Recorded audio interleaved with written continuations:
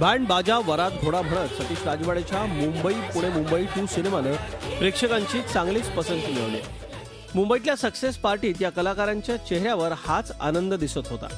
प्रत्येक जण ग्लॅमरस लुकमध्ये पार्टीत एंट्री करत होता।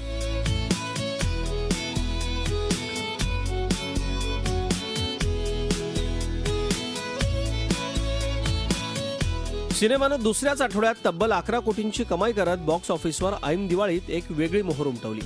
सिनेमाचं हेच यश सेलिब्रेट करण्याकरता स्वप्नील जोशी, मुक्ता बर्वे, श्रुती मराठे, बेला शेंडे, सविता प्रभुणे, मंगला केंकरे, विजय केंकरे अशी सगळीच मंडळी मुंबईत एकत्र जमली होती।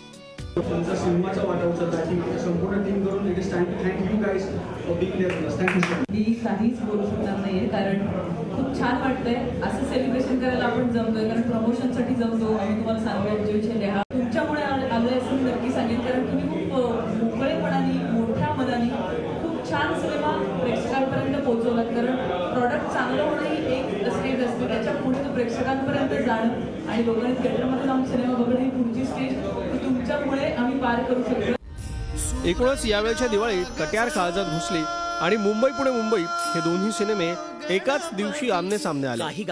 दोन्हींची स्टारकास्टही तगडी होती। त्यातच सलमान खानचा प्रेम रतन धन पायो हाही सिनेमा याच मुहूर्तावर आला होता।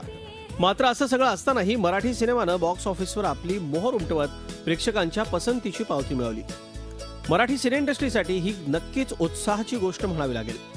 आता मुंबई पुणे मुंबई 3 काय नवीन स्टोरी घेऊन येतोय हाच उत्सुकतेचा विषय आहे। प्रशांत अनासपुरे, झी मीडिया, मुंबई। झी 24 तास रहा एक पाऊल पुढे।